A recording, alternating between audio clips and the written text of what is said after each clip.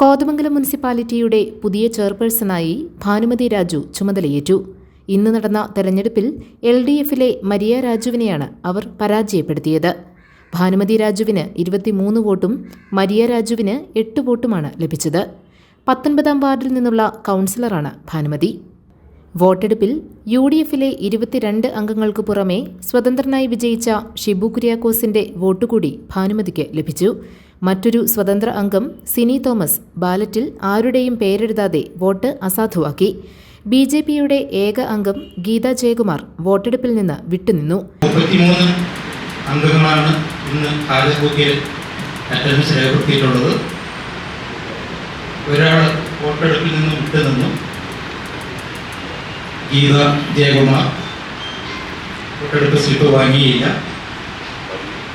ബാക്കി 32-ല് സിനി തോമസിന്റെ വോട്ട് അസാധുവായിട്ട് മാറി. ആർക്കും വോട്ട് ചെയ്തിട്ടില്ല.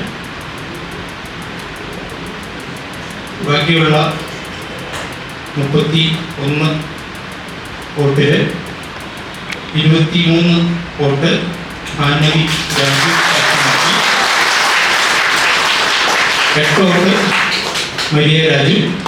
തെരഞ്ഞെടുപ്പിന് ശേഷം പുതിയ ചെയർപേഴ്സൺ സത്യപ്രതിജ്ഞ ചെയ്ത് ചുമതലയേറ്റെടുത്തു.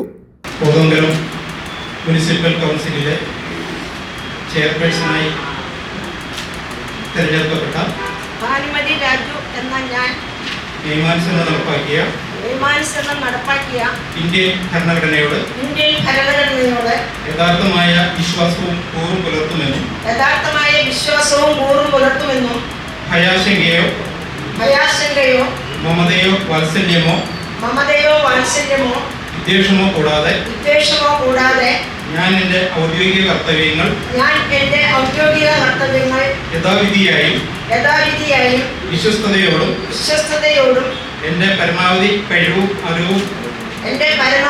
കഴിവും അറിവും വിവേചന ശക്തിയും ഉപയോഗിച്ചുകൊണ്ടും നിർവഹിക്കുമെന്ന് ഈശ്വരനാമത്തിൽ സത്യപ്രതിജ്ഞ ചെയ്യുന്നു. അതുപോലെ തന്നെ കൃത്യം 2:30 വൈസ് ചെയർപേഴ്സൺ തെരഞ്ഞെടുപ്പ് ഈ കൗൺസിൽ ഹാളിൽ നടത്തുന്നുണ്ട്. അതിന് മുൻപായിട്ട് തന്നെ എല്ലാവരും എത്തിച്ചേർന്ന് കൃത്യമായിട്ട് ഹാജർ വെക്കലും